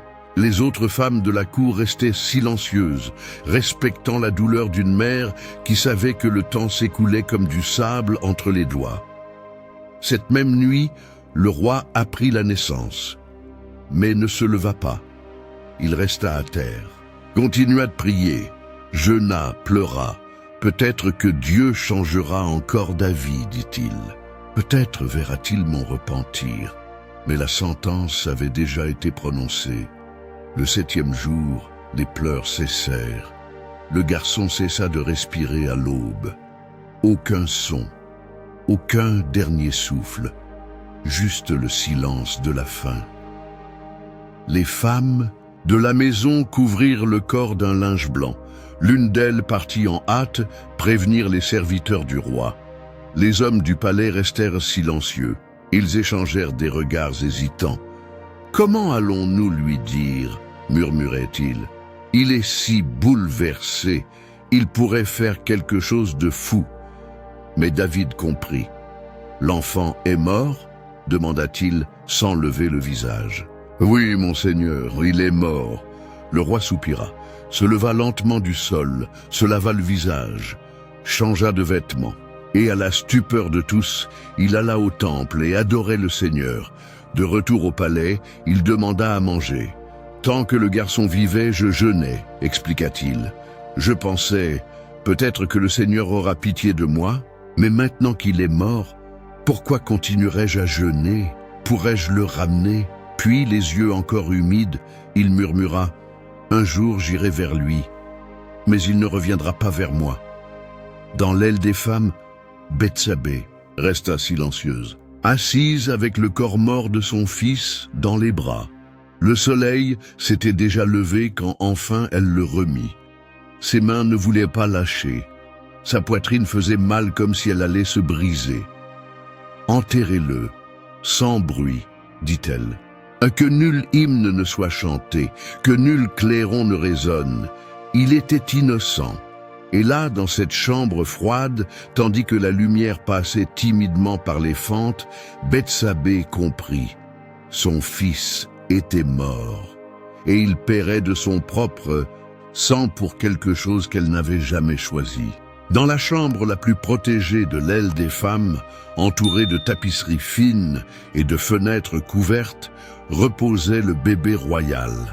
Sa poitrine se soulevait et s'abaissait avec peine, et chaque faible gémissement était comme un couteau qui s'enfonçait lentement dans le cœur de sa mère. Bethsabée ne dormait pas. Assise à côté du berceau, aux yeux creusés et au visage pâle, elle observait la respiration irrégulière de son fils. Les servantes se relayaient en apportant des linges froids, des potions de myrrhe, des infusions d'herbes. Mais rien ne semblait faire effet. Le bébé brûlait de l'intérieur, son petit corps tremblait. Ses yeux ne s'ouvraient que par instants, embués, confus. « Il empire !» murmura l'une des femmes, s'éloignant avec un linge humide en main. « Amenez Nathan, amenez qui vous voulez. Ne le laissez pas mourir !» chuchota Bethsabée, presque sans voix. Mais il n'y avait rien à amener. Dieu avait déjà parlé. David, en apprenant la maladie, laissa tout tomber. Il ôta ses habits royaux, enfila un sac de toile, se jeta par terre dans le temple, le visage contre la terre, et resta là. « Seigneur, ne prends pas l'enfant, prends-moi » implorait-il en larmes. « L'enfant n'a rien fait, c'est ma faute. Épargne-le au Très-Haut, épargne le fruit de son ventre. » Mais il n'y eut aucune réponse. Pendant des jours, le roi ne mangea pas, il ne se leva pas, ne parla à personne, refusa l'eau, refusa le confort. Il priait seulement, pleurait des mots à peine audibles, suppliait Dieu alors qu'il voyait les portes du ciel fermées et qu'il frappait du genou. Au palais, l'agonie s'installait. La chambre du bébé, autrefois pleine de promesses, sentait maintenant la mort. Les fenêtres furent couvertes pour maintenir une température basse. Les sages-femmes allaient et venaient, le regard lourd. Le petit corps commençait à se recroqueviller. Les pleurs se faisaient rares. Les yeux ne répondaient plus aux appels. « Madame, voulez-vous vous reposer un peu ?» demanda une servante, tenant un linge humide. « Ne me demandez pas ça », répondit Bethsabée d'une voix tranchante. « Je n'ai pas dormi quand Uri marchait. Et je ne dormirai pas tant que mon fils se battra pour vivre. » Elle ne quittait pas la chambre, ne parlait à personne, mangeait à peine, son visage n'avait plus de couleur. Ses mains étaient toujours posé sur le berceau, comme pour protéger le bébé d'une tempête invisible. Mais la tempête était déjà entrée. « Il empire », chuchota une des guérisseuses. « Beaucoup. » Les mots étaient toujours dits à voix basse, comme si l'air lui-même craignait d'offenser la mort qui rôdait autour du berceau. Mais pour Bethsabée, aucun avertissement n'était nécessaire. Elle voyait, elle sentait. Le monde s'effondrait, encore une fois. Mais maintenant, l'effondrement était lent, pervers, cruel. Au loin, David restait prostré. « Seigneur, Seigneur des armées, Dieu d'Abraham, d'Isaac et de Jacob, écoute ma prière. » Sa voix déchirait la nuit comme un cri sans réponse. Les prêtres observaient de loin, sans savoir comment consoler. Aucun psaume ne sortait de sa bouche, seulement des gémissements, des larmes, des promesses. Mais les promesses d'un homme ne pouvaient effacer le verdict de Dieu. Le 6e jour, le bébé ne pleurait plus. La chambre était étouffante. Les bougies brûlaient lentement. Le visage de Bethsabée était un masque sans expression. Les servantes n'osaient pas lui parler. Elle chantait une berceuse que sa mère lui chantait quand elle était enfant. Sa voix tremblait, parfois faiblissait, mais elle chantait quand même. « Dors, mon fils, à l'ombre du Très-Haut, celui qui habite sous l'abri de Dieu. » Les larmes coulaient, mais elle ne les essuyait pas. « Tu n'as pas demandé à venir, et maintenant ils veulent t'emporter, murmura-t-elle. Je n'ai pas demandé à être mère ainsi. Je voulais juste te protéger. » Personne ne savait. Quoi dire? Ni les femmes âgées de la cour, ni les guérisseuses, ni les anciens. Tous voyaient que cet enfant était plus qu'un bébé. Il était le fardeau d'un royaume, le prix d'un péché, le symbole d'une douleur que personne n'osait nommer. À minuit, le bébé fit une crise. Son petit corps se cambra, sa respiration s'arrêta, ses yeux s'ouvrirent une dernière fois, brièvement. Bethsabée le tint dans ses bras, le serrant contre sa poitrine. Les sages-femmes s'approchèrent, mais aucune ne put le détacher des bras de sa mère. « Il est encore là, dit-elle. Je le sens. » Mais les yeux du bébé ne répondaient plus. Bethsabée ne cria pas, ne gémit pas, ferma seulement les yeux et balança son corps comme pour bercer une vie qui n'était plus là. Elle resta ainsi pendant des heures. Le soleil commença à se lever. La lumière toucha lentement la chambre, comme si elle demandait la permission d'entrer. Les femmes se regardèrent. L'une d'elles partit en hâte prévenir les serviteurs. David, toujours à genoux, vit le messager s'approcher les yeux rouges. « Il est mort ?» demanda le roi sans bouger. « Oui, mon seigneur, il est mort. » David ne dit rien. Se leva lentement, se lava le visage, changea de vêtements. Il marcha jusqu'au temple et se prosterna devant l'autel. Il resta là, silencieux, longtemps, profondément. Dans la chambre, Bethsabée restait immobile. Le bébé avait déjà été emporté, mais ses mains restaient sur sa poitrine, comme si elle tenait quelque chose d'invisible. « Madame, voulez-vous que nous appelions le roi ?» Elle secoua la tête. « Non, appelez le ciel, s'il y a encore quelqu'un, là-haut. » Les servantes pleurèrent. La maison resta silencieuse, et malgré toutes les prières, le ciel restait fermé. La chambre était sombre. Les lourds rideaux avaient été fermés depuis l'aube. Dehors, Jérusalem suivait son cours, trompettes au loin, pas dans les couloirs du palais, murmures étouffés par les murs de pierre. Mais là, dans cet espace, réduit où le berceau était vide, le temps s'était arrêté. Bethsabée ne parlait pas. Depuis le moment où les yeux du bébé se fermèrent pour toujours, elle n'avait émis aucun son, aucun cri, aucun mot, aucun gémissement. Elle était assise sur le sol, les genoux pliés, les mains croisées sur ses genoux, les yeux fixés dans le vide. L'enfant, son fils, son unique fils, était parti, et avec lui, toute la force qui lui restait. Les servantes se relayaient en silence. Elles changèrent les couvertures, lavèrent le sol, rangèrent les potions, mais personne n'osait lui adresser la parole. Un voile couvrait le visage de Bethsabée, non pas de deuil, mais d'agonie. Une agonie si profonde que même les pleurs ne pouvaient la traverser. Le petit corps avait été emporté discrètement, couvert d'un tissu blanc, oint d'huile, porté par des mains douces qui savaient qu'elle ne veillait pas seulement un enfant, mais un jugement, une conséquence, une sentence.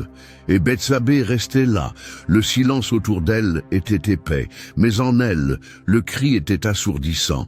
Pourquoi, pensait-elle, sans pouvoir prononcer le mot, pourquoi le juste meurt-il et les coupables continuent-ils de respirer?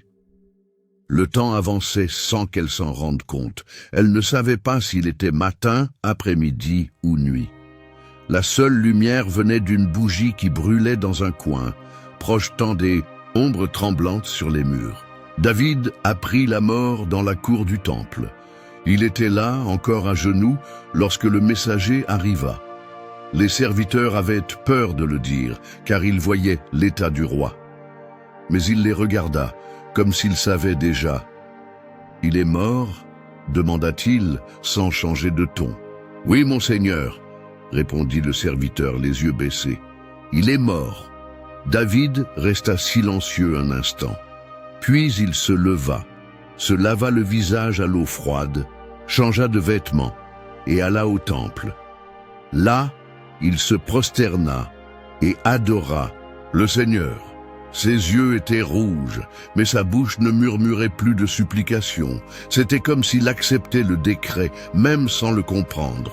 De retour au palais, il passa par les chambres intérieures et se dirigea vers l'aile des femmes. Il marcha lentement, sans bruit. Lorsqu'il entra dans la chambre de Bethsabée, il la vit là, immobile, telle une statue vivante de douleur. « Bethsabée » appela-t-il d'une voix basse. Elle ne répondit pas. Il s'approcha, s'agenouilla à côté d'elle, lui prit les mains. Le garçon est parti. Elle le regarda. Et dans ce regard, il y avait une tempête invisible de l'extérieur. Aucune larme ne coulait, mais la douleur était criante. Son corps tremblait légèrement. Ses mains étaient froides. « Je sais », murmura-t-elle enfin. « Je l'ai senti quand il a cessé de lutter. » David avala sa salive. « Le Seigneur l'a pris pour lui. Je ne connais pas les voies de Dieu, mais il est juste. » Bethsabée laissa échapper un rire vide. Pas moqueur, mais d'épuisement. Juste, il est mort pour quelque chose qu'il n'a pas fait. Je l'ai porté, je l'ai nourri, et maintenant, il est parti. Et moi, je suis resté. Avec tout ça, David ne répondit pas. Il resta à ses côtés en silence. Mais elle ne voulait pas de silence. Pour la première fois, elle se leva avec difficulté et cria, pas avec la voix, mais avec les yeux, avec les gestes, avec l'âme. « Toi, tu t'es levé, tu as mangé, tu t'es lavé. Mais moi, comment lave-t-on le corps d'une mère quand son fils meurt pour quelque chose qu'elle n'a pas choisi ?» Les servantes s'éloignèrent. Il y avait quelque chose de trop sacré et douloureux dans cette chambre, un espace où personne ne pouvait entrer, sauf la douleur. Elle marcha jusqu'au berceau vide. Elle passa la main sur le bois, regarda à l'intérieur, où il n'y avait plus rien. Puis, elle laissa échapper un son, ni cri, ni sanglot. C'était quelque chose entre un murmure et un tonnerre. « Je ne serai plus jamais la même. » David l'observait. Il voulut s'approcher, mais elle leva la main. « Laisse-moi ici, au moins aujourd'hui. Juste aujourd'hui, laisse-moi me briser en paix. » Le roi acquiesça et se retira. Il referma la porte doucement. Quelques heures plus tard, la bougie dans le coin s'éteignit. L'obscurité envahit la chambre. Et Bethsabée, allongée sur le sol, les yeux ouverts, laissa enfin couler ses larmes. Elle pleura. Elle pleura comme une mère qui avait perdu ce qu'elle aimait le plus. Elle pleura comme une femme dont le corps avait été utilisé et l'âme oubliée. Elle pleura comme quelqu'un qui avait été arraché à sa propre histoire. Et là, dans cette obscurité, sans personne autour, sans le bébé dans ses bras, sans force pour quoi que ce soit, elle comprit le nom que le monde ne lui donna jamais, mais qui définissait son âme. L'histoire cachée de Bethsabée, le fils qui est mort pour un péché. Les jours qui suivirent la mort du garçon passèrent comme un brouillard sur Jérusalem. Le palais restait silencieux, les festivités furent annulées, les fenêtres restèrent fermées, et même les psalmistes qui autrefois chantaient dans les cours savaient qu'en ce temps, chanter serait un manque de respect. Bethsabée, encore enveloppée de vêtements de deuil, sortait peu de sa chambre. Le berceau avait été retiré, les draps de lin rangés, les herbes de bain pour le nouveau-né jetées. La douleur était désormais une compagne discrète. Elle ne criait plus, mais était là, assise en silence à ses côtés, un vide permanent entre les côtes. Personne n'osait prononcer le nom de l'enfant, même pas David. Le roi était retourné à ses tâches, jugeant, écrivant des psaumes, dirigeant des conseils, mais quelque chose dans son visage était plus lourd, comme si les traits portaient l'écho de ce qui avait été perdu. Après-midi, alors que le soleil se cachait derrière les collines et que la lumière teintait les murailles d'un doré sombre, David alla voir Bethsabée. Il la trouva assise par terre dans la chambre, les mains sur les genoux, regardant par la fenêtre entr'ouverte. « Puis-je entrer ?» demanda-t-il d'une voix basse. Elle hocha la tête sans quitter l'horizon des yeux. « Les jours sont plus longs, » murmura-t-elle. « Mais en moi, tout semble encore sombre. » David s'approcha lentement. Il s'assit à côté d'elle. « Je sais, dit-il, rien ne sera plus comme avant, mais peut-être que quelque chose peut encore fleurir. » Elle tourna lentement le visage. « Après tout ce qui est arrivé, tu espères encore des fleurs ?» Le roi ne répondit pas immédiatement. Il tendit la main et prit la sienne avec douceur. « Dieu est juste, mais il est aussi miséricordieux, et parfois, après une longue nuit, il nous donne un nouveau jour. » Les yeux de Bethsabée se remplirent de larmes, mais cette fois, ce n'était pas seulement des larmes de douleur. Il y avait quelque chose de différent, une petite chaleur, comme une braise vive enterrée sous les cendres. Quelques semaines passèrent. Le temps, qui semblait autrefois arrêté, se remit à avancer. Lentement, Bethsabée reprit ses activités. Elle recommença à se promener dans les jardins, reprit place aux réunions des femmes du palais, rouvrit le coffre aux vêtements de lin. La vie revenait, presque imperceptiblement. Et puis, la nouvelle qui changea le cours de la tristesse arriva. Elle était enceinte. La première à le savoir fut une des servantes les plus anciennes de la maison. Elle vit le changement dans les yeux de la reine, dans ses mains sur son ventre, dans ses soupirs retenus. « Madame, est-ce vrai ?» demanda-t-elle, pleine d'espoir. « Oui », répondit Bethsabée, avec un sourire chargé, plus de peur que de joie. « Mais cette fois, je ne dirai rien à personne. Pas encore. » Elle ne voulait pas de tapage, ni de bénédictions anticipées. Le souvenir de la dernière perte brûlait encore dans son âme. Chaque nouveau jour de grossesse était un acte de foi silencieuse. Elle priait en secret, touchait son ventre avec révérence et attendait. Quand David sut, une lueur subtile traversa ses yeux.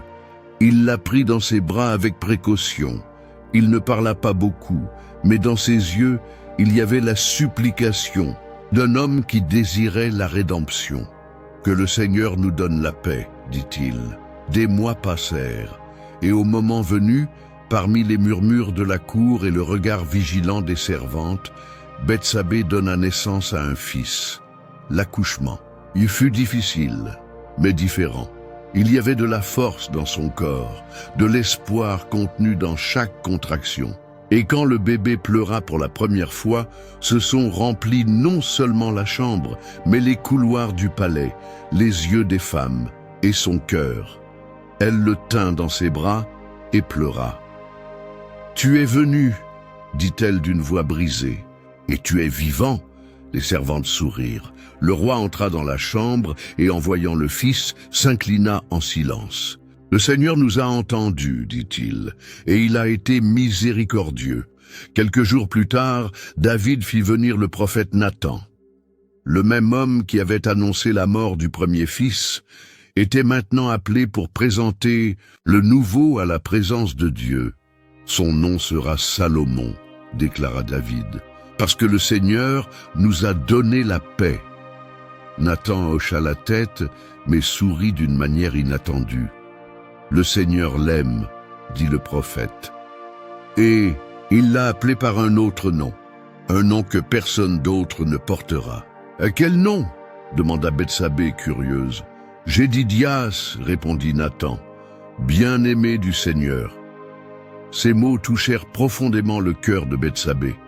C'était comme si le ciel, qui lui avait auparavant pris un fils, lui en rendait maintenant un autre avec un sceau d'approbation éternelle. Mais elle savait, même les promesses divines portent en elles la nécessité de la vigilance humaine. En regardant le bébé dans ses bras, elle ne voyait pas seulement un fils, elle voyait un royaume en devenir, un héritier, une semence sacrée, éplantée entre le deuil et le repentir. « Je le protégerai, » murmura-t-elle, « de tout ce que j'ai, de tout ce que je suis. » Et pour la première fois, depuis le jour où elle avait perdu Uri, Bethsabée sentit qu'elle était peut-être, juste peut-être, en train d'être restaurée. Mais elle savait que les promesses divines exigent aussi la vigilance humaine. Les années s'étaient écoulées comme le souffle du désert, rugueuses, imprévisibles, impitoyables. Bethsabée était désormais une femme mûre. Les mains qui un jour avaient tenu un bébé mort guidaient maintenant le fils vivant à travers les salles du pouvoir. Salomon grandissait fort, intelligent, silencieux comme sa mère, mais avec les yeux de son père. Le palais n'était plus une prison, c'était un champ de bataille. David avait vieilli, la vigueur des jours de guerre s'était évanouie. Sa voix ne résonnait plus comme avant, et ses yeux s'éteignaient plus vite en fin d'après-midi. Les rumeurs sur sa santé couraient comme le vent entre les colonnes du palais. Et avec elles, les vautours de la succession commencèrent à encercler le trône. Adonias, fils d'Haggith, beau, ambitieux et intrépide, fut le premier à agir. « Le royaume a besoin de leadership », murmurait-il aux nobles. « Mon père ne gouverne plus, et moi, je suis l'aîné vivant. » Il commença à manœuvrer en secret. Il rassembla des soutiens parmi les commandants, organisa des fêtes, fit offrir des sacrifices, fit venir prêtres, généraux et même une partie du peuple. Il s'habillait comme un roi, se comportait comme un roi, se présentait comme un roi, et en silence, sans consulter son père, Adonias se proclama roi d'Israël. L'annonce se répandit comme un feu dans les vignes, beaucoup célébrèrent. D'autres eurent peur. Mais dans la chambre de Bethsabée, le vent qui arriva portait quelque chose de bien plus mortel que la trahison, le risque de tout perdre. Encore une fois, elle l'apprit par les serviteurs. L'un d'eux arriva essoufflé, les yeux écarquillés. « Madame, Adonias, il s'est déclaré roi. » Bethsabée resta immobile. « Et David ?» demanda-t-elle d'une voix froide. « Rien, il n'a pas été informé, il est allongé, sans force. » Elle resta silencieuse un instant, puis se leva lentement, comme une femme qui avait déjà trop perdu pour laisser le destin la pousser une fois de plus. « Amenez-moi Nathan, » ordonna-t-elle. Le prophète arriva peu après. Il était plus âgé, les cheveux blancs, mais ses yeux brûlaient encore du feu de la vérité. « Adonias agit en cachette, dit-il. Si nous n'agissons pas maintenant, le trône sera à lui, et quand David partira, toi et ton fils serez les premiers à mourir. Je sais, répondit-elle. J'ai déjà vu ce qu'un royaume peut faire à ceux qui portent des promesses. Alors, calmement, astucieusement, courageusement, elle élabora un plan. Ce même après-midi, alors qu'Adonias célébrait son règne avec viande, vin et alliance perfide, Bethsabée entra dans la chambre du roi. David était couché pâle, enveloppé dans de lourds manteaux, les yeux à moitié fermés, mais quand il entendit sa voix, il se leva avec peine. « Mon Seigneur, commença-t-elle avec révérence et fermeté, tu as juré à ta servante, devant le Seigneur ton Dieu, que Salomon siégerait sur ton trône après toi. Tu l'as dit de ta propre bouche. Mais voici qu'Adonias s'est fait roi. Et toi, ô roi, tu ne le sais pas. » David cligna des yeux, les yeux désormais ouverts. Sa respiration s'accéléra. Il voulut parler, mais il manquait de force. Bethsabée continua. « Si cela continue, moi et mon fils, nous serons traités de traîtres, comme ennemis du royaume. Seigneur, nous ne pouvons pas attendre. Souviens-toi de la promesse. Souviens-toi de la parole du Seigneur. » Elle s'agenouilla, et alors, comme prévu, Nathan entra. « Mon roi, dit le prophète, as-tu ordonné qu'Adonias règne après toi? Car il célèbre, sacrifie, proclame devant le peuple, et tous croient qu'il est le nouveau roi. » David ferma les yeux, et là, avec la voix qui lui restait, répondit « Amène-moi Zadok, Nathan et Benaïa, fils de Joiada. Ils oindront Salomon, roi d'Israël. Il montera sur ma propre mule, et il sera proclamé devant tout le peuple. Aujourd'hui, maintenant. » L'annonce courut comme le tonnerre. Salomon fut conduit à Gion. Zadok l'oignit d'huile sainte. Nathan le bénit au nom du Seigneur. Les hommes de guerre l'accompagnèrent en chantant. Et lorsque le peuple entendit le son de la trompette, un cri s'éleva de Jérusalem, « Vive le roi Salomon !» La ville trembla. Et au banquet d'Adonias, le vin se figea dans les coupes. Les invités se regardèrent, paniqués. La fête devint silence. La gloire devint honte. Adonias s'enfuit, et Bethsabée resta. Cette nuit-là, elle marcha seule dans les couloirs du palais. Elle s'arrêta devant la salle du trône. Les gardes ouvrirent le chemin. Elle entra, s'assit à la place réservée à la reine-mère, et elle pleura. Mais cette fois, ce n'était pas de la douleur, c'était de la survie. « Es-tu prêt, mon fils ?» demanda-t-elle à Salomon avec tendresse et fermeté. « Je le suis, mère, mais j'ai besoin de toi. » Elle sourit. « Je serai là, pas par vanité, mais parce que j'ai combattu pour que tu respires cet air. » Et ce jour-là, les yeux embués, devant le trône, Bethsabée comprit ce que personne n'avait jamais écrit avec justice. L'histoire cachée de Bethsabée devint la mémoire visible d'une femme qui perdit tout pour sauver l'avenir. Le temps avait recouvert Jérusalem de nouvelles nuances. Les murailles, qui autrefois avaient été témoins de guerres et de proclamations, gardaient maintenant des souvenirs. Le palais, toujours majestueux, avançait à un autre rythme. Les salons étaient plus silencieux, les couloirs plus sereins. Le trône, jadis disputé dans le sang et la crainte, était désormais occupé avec sagesse et paix. Salomon régnait, et à ses côtés, assise sur une chaise d'honneur faite de cèdre du Liban, reposait Bethsabée, maintenant plus âgée, aux cheveux blanchis, aux yeux chargés d'une histoire que presque personne n'osait évoquer à haute voix. Mais Salomon l'honorait devant tout le peuple.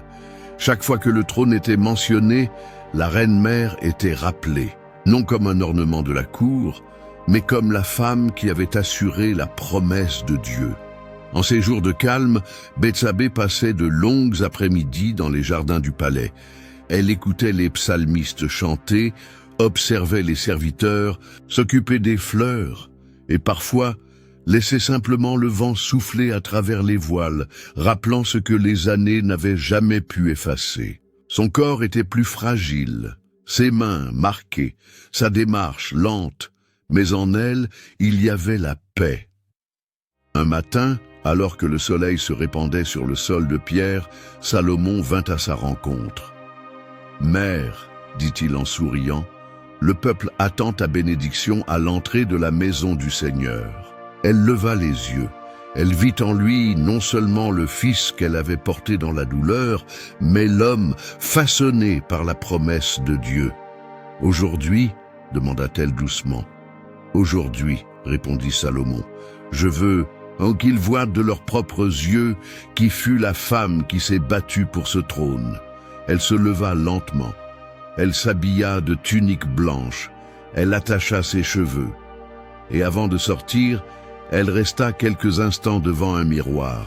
La femme qu'elle y voyait n'était plus la jeune fille qui se baignait au soleil, ni la mère qui pleurait devant un berceau vide. C'était une survivante. Sur le chemin du temple, les gardes se courbaient. Les anciens se taisaient. Les femmes souriaient avec respect. Les enfants pointèrent du doigt et demandaient « Qui est-elle » Et la réponse était toujours chuchotée, comme si l'on parlait d'une légende vivante. C'est Bethsabée, la mère du roi. Arrivée aux marches de la maison du Seigneur, Bethsabée leva les yeux vers le ciel. La lumière du jour l'enveloppait doucement. Elle ferma les yeux un instant. Puis, elle vit dans son esprit tout ce qu'elle avait vécu. La trahison silencieuse, le deuil du mari, le cri muet pour l'enfant mort, l'humiliation, l'oubli et le miracle du ventre restauré. Elle se souvint d'Uri, de son visage, de son silence. Elle se souvint du garçon sans nom, enterré à la hâte, sans jamais avoir eu de pierre tombale. Elle se souvint de la nuit où elle s'était assise, seule dans le noir, convaincue d'avoir été oubliée par Dieu. Mais elle ne l'avait pas été. Dieu ne l'avait pas oubliée. Il ne parla pas lorsqu'elle fut appelée au palais. Il n'intervint pas lorsque son mari fut trahi. Il n'empêcha pas son fils de mourir. Mais il était là, en tout, la soutenant dans le silence, la façonnant dans la douleur, la préparant à être non seulement mère d'un roi, mais mère d'une lignée porteuse de rédemption. Plus tard, ce même jour, assise près du trône de Salomon, Bethsabée entendit le peuple entonner des chants de louange à Dieu. Et en regardant son fils, elle vit que la promesse avait survécu au péché, au scandale, à la honte. Parce que Dieu n'écrit pas des histoires avec la perfection humaine, mais avec la miséricorde éternelle. Elle sourit. Pour la première fois, un sourire complet. Ni de nostalgie, ni de soulagement, mais de gratitude. La cour la regardait avec honneur, les femmes avec respect, et Salomon avec amour. Elle savait, son nom avait été purifié, son histoire restaurée, sa douleur enfin comprise. Et alors, avant que le jour ne se termine, avant que les torches ne soient allumées et que les trompettes ne se taisent, elle dit à une des jeunes femmes qui l'accompagnaient, « Écris cela, ma fille, pour qu'un jour il sache. Je n'ai pas été oubliée, je n'ai pas été méprisée, même quand personne ne m'a défendue. Dieu a écrit mon histoire avec rédemption. Si cette histoire vous a touché, 2 autres vidéos avec des personnages bibliques également marqués par la grâce de Dieu s'afficheront maintenant à l'écran. Cliquez pour les regarder, abonnez-vous à la chaîne et laissez votre like. Que le Seigneur vous parle, même dans le silence le plus sombre de votre désert.